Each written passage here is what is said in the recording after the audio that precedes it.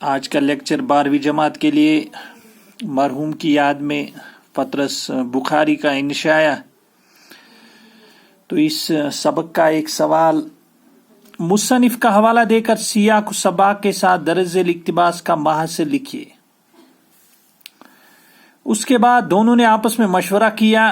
آخر میں وہ جن کا نام خدا بخش نہیں تھا میرے پاس آئے اور کہنے لگے تو آپ سچ مچ بیچ رہے ہیں؟ میں نے کہا تو اور کیا، محض آپ سے ہم کلام ہونے کا فخر حاصل کرنے کے لیے میں گھر سے بہانہ گڑھ کر لایا تھا۔ کہنے لگا تو کیا لیں گے آپ؟ میں نے کہا تم ہی بتاؤ۔ کہنے لگا سچ مچ بتاؤں؟ میں نے کہا ہاں۔ پھر کہنے لگا سچ مچ بتاؤں؟ میں نے کہا اب بتاؤ گے بھی کہ یوں ہی ترساتے رہو گے؟ کہنے لگا 3 روپے دوں گا اس کے۔ میرا خون کھول اٹھا اور میرے ہاتھ پاؤں اور ہونٹ غصے کے مارے کانپنے لگے۔ میں نے کہا صنعت و حرفت سے پیٹ پالنے والے نچلے طبقے کے انسان، مجھے اپنی توہین کی پرواہ نہیں، لیکن تو نے اپنی بےہودہ گفتاری سے اس بے زبان چیز کو جو صدمہ پہنچا اس کے لیے میں تجھے قیامت تک معاف نہیں کر سکتا۔ یہ کہہ کر میں بائسیکل پر سوار ہو گیا۔ تو یہ اس کا اقتباس ایک لیا گیا ہے۔ انشاء بہت طویل ہے، مطلب 5-6 صفحوں پر مشتمل ہو۔ یہاں پہ چھوٹا سا ایک پیراگراف، ایک اقتباس لیا گیا ہے جس کو ہم کہتے ہیں اردو میں، تو اس کا سیاق و سباق بتانا ہے کہ یہ کس، خاص کر جواب آپ لکھیں گے ایگزام میں تو اس میں یہ مینشن ضروری کرنا ہے کہ یہ اقتباس کس سبق سے لیا گیا اور سبق کن کا ہے، وہ ضروری ہوتا ہے تاکہ جو ایگزامنر ہوتا ہے یا ممتحن اس کو پتہ چلے کہ اس نے سبق پڑھا ہے واقعی، اور اس کو یہ اندازہ ہے کہ کس طرح جواب لکھنا ہے سوال کا۔ وہ چیزیں بھی ممتحن دیکھتا ہے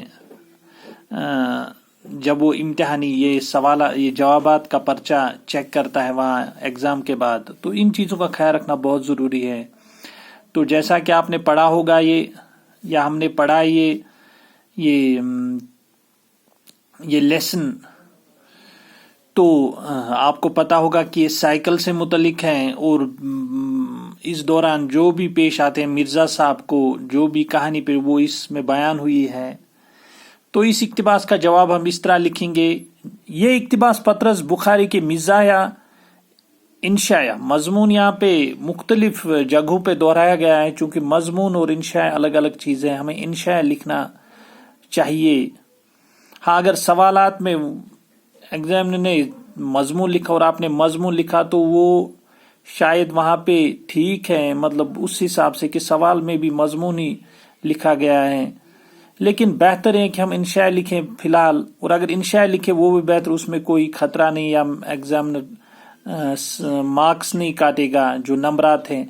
بہتر ہے کہ انشاء لکھے چونکہ یہ انشاء ہے۔ مرحوم کی یاد میں انشاء پطرس بخاری کا انشاء۔ اس انشاء میں مصنف نے اپنی اس خستہ حال بائسیکل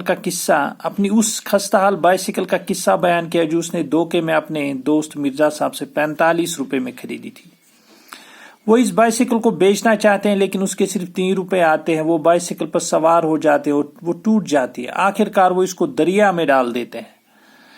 تو یہ بائسیکل جو ہے وہ ٹوٹ جاتے ہیں، خریدتے ہیں پہلے اپنے دوست سے، پھر وہ ٹوٹی ہوئی بائسیکل وہ کسی کام کی بھی نہیں ہوتی ہے، لیکن اور آخر پہ وہ دریا میں چھوڑ دے، اور اس دوران کیا کہانی پیش آتی ہے اسی سے اقتباس لیا گیا۔ زیر حوالہ عبارت یا اقتباس میں اس واقعے کا ذکر ہے جب مصنف بائسیکل کو بیچنے کے لیے ایک دکاندار کے پاس پہنچ جاتے ہیں۔ دکاندار خدا بخش نامی ایک آدمی سے اس بارے میں مشورہ کرتا ہے اور پھر مصنف کے پاس آ کر پوچھتا ہے کہ کیا سچ مچ تم یہ بائسیکل بیچ رہے ہو؟ تو یہ مرزا جو سائیکل بیچنا چاہتے ہیں، اب چونکہ اس نے دھوکہ کھایا، یہ اس کو پتہ نہیں کہ سائیکل اتنی بگڑی ہوئی ہے سائیکل کی صورت، تو یہ اور پھر مصنف کے پاس آ کر پوچھتا ہے کہ کیا سچ مچ تم یہ بائسیکل بیچ رہے ہو؟ کیا سچ مچ تم یہ بائسیکل بیچ رہے ہو؟ مصنف اس کو بائسیکل بیچنے کی یقین دہانی کرتا ہے تو دکاندار اس کی قیمت پوچھتا ہے۔ تو مصنف اس کو بائسیکل بیچنے کی یقین دہانی کرتا ہے تو دکاندار اس کی قیمت پوچھتا ہے۔ مصنف دکاندار سے اس کی قیمت بتانے کے لیے کہتا ہے۔ تو مصنف جو ہے دکاندار سے قیمت، تو دکاندار بڑی جھجک کے ساتھ اس کی قیمت 3 روپے بتا دیتا ہے. اس کی قیمت جو سائیکل کی قیمت ہے 3 روپے بتا دیتا ہے. کہتا ہے کہ میں 3 روپے دوں گا اس کو، کیونکہ مصنف اس کو بیچنا چاہتا ہے. وہ بہت تنگ آ چکا ہے اس سائیکل سے، جس کو مرحوم کے نام سے بھی یہ پکارتے ہیں. یہ سن کر مصنف کو غصہ آ جاتا ہے اور دکاندار کو حقارت آمیز الفاظ میں کہتا ہے تم نے جو میری بےعزتی کی تو کوئی پرواہ نہیں، لیکن اس بائسیکل کی بےعزتی میں تجھے کبھی نہیں معاف کروں گا.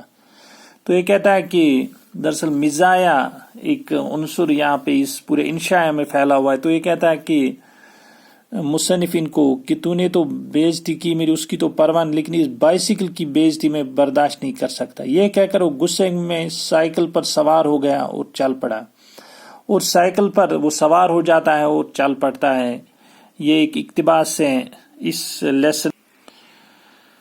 اور اگلے لیکچر میں ہم اس خلاصے پہ بات کریں گے، جو اس کا خلاصہ ہے مرحوم کی یاد میں، وہ بھی لکھنا ہے، وہ بھی اس پہ بھی لیکچر ہونا چاہیے. انشاءاللہ اگلے لیکچر میں اسی پہ بات ہوگی. شکریہ.